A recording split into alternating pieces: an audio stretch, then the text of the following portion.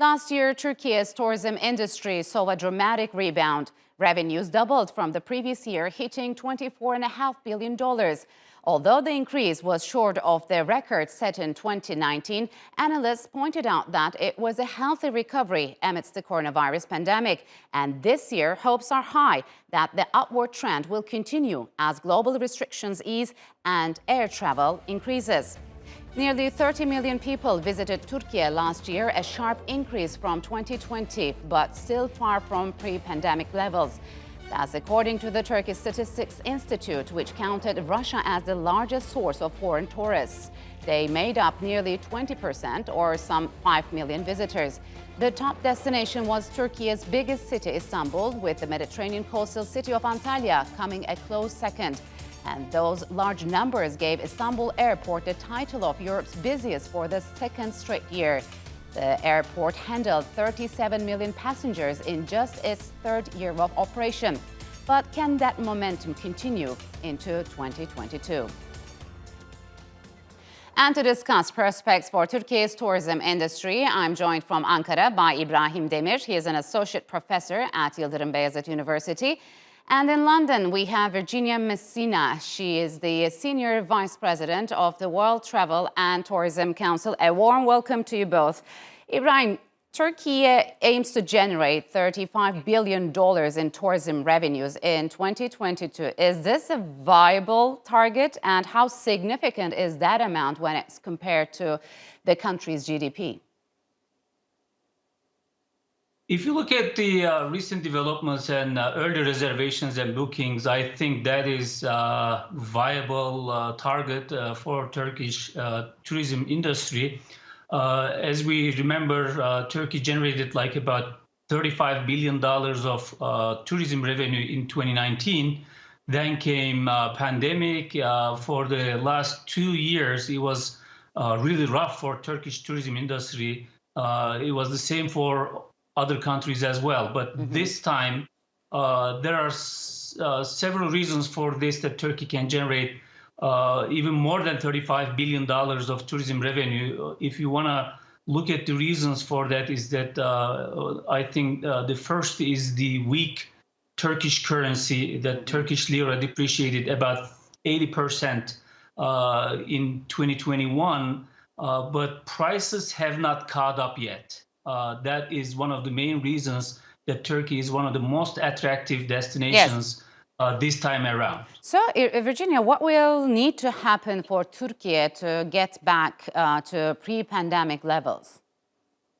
Well, Turkey has already made some very significant steps. So as we know, Turkey is currently welcoming tourists and particularly with no restrictions for fully vaccinated travelers. So I think that's definitely something we welcome. I think this will definitely provide a boost to all of these results. And according to our data, Turkey will be the most popular destination for European travelers at the beginning of 2022. So we definitely believe this will be a very strong year for Turkish tourism for many reasons, but most of all because we're seeing lax restrictions at the border, which will definitely provide confidence for travelers. So, Ibrahim, from which country or region is Turkey likely to host most the holiday makers this year?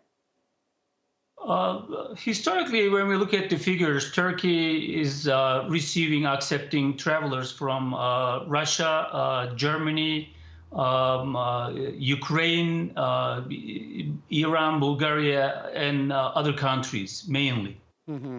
So could Turkey's, for example, warming of ties with the Gulf countries, with several Gulf countries at least, translate into more potential tourists? Definitely, because Turkey has been campaigning aggressively in several countries, hundreds of countries, the Turkish government, the tourism industry partners. I think those campaigns will come to fruit, and Turkey is going to diversify its tourism portfolio in terms of incoming tourists. So, Virginia, Turkey's boating industry, which saw a big plunge in 2016 amid an escalation in geopolitical tensions and over security concerns, is set to rebound this year as well. How will the cruise sector look like this year? Well, I think the good news about the cruise sector is that it's a sector that has put safety and security at its heart for many, many years. So this is even pre-pandemic. The cruise industry is one of the ones that has the most stringent protocols when it comes to safety around many measures and including health. So I think what we are seeing is that confidence return. We're seeing cruise passengers come back, and I think this will definitely help the Turkish tourism, provided that they have also been diversifying. So this is something that will really help. As Ibrahim was saying, we're now seeing more destinations across Turkey. We're seeing travelers that have different preferences, so not just driven by culture, but also arts, adventure, wellness, and so many other segments that will be very attractive for travelers this year. So, Ibrahim, one of the biggest helpers in boosting Turkey's numbers has been Istanbul Airport, which opened in 2019. Is the airport ready for 2022, and are there plans for it to expand?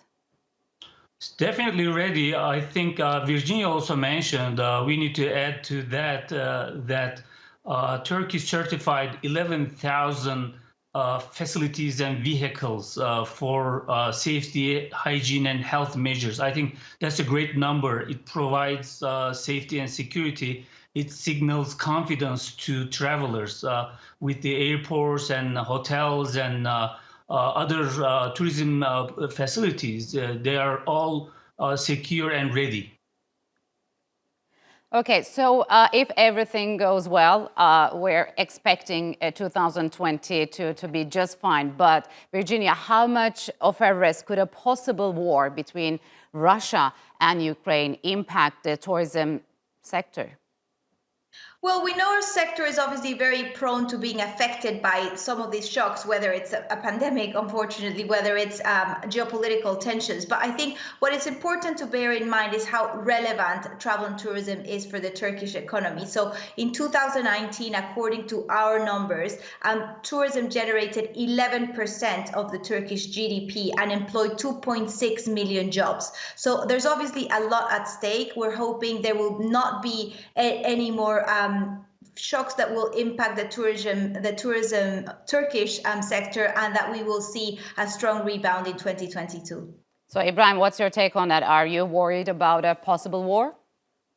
I am not worried about a possible war. That recently prospects of war is kind of low, I believe. I don't want to speculate on that, but even if there is a war kind of scenario, tourism never stops, but it's going to have some effect.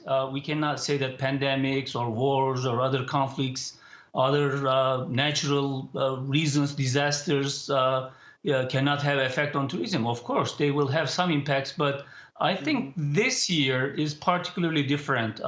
People have postponed their travel plans. I think that postponing has to come realization that people will travel. At the same time, Turkey is highly attractive in terms of affordability and value because of the currency and price level gap, that it is still not there, that prices have caught up yet. But Yes. what I'm hearing is that in a couple months, prices will catch up. And this attractiveness of early booking is going to go away. But of course, there are risks. Omicron and vaccination has eased the pandemic. Yes. There is conflict, regional conflict.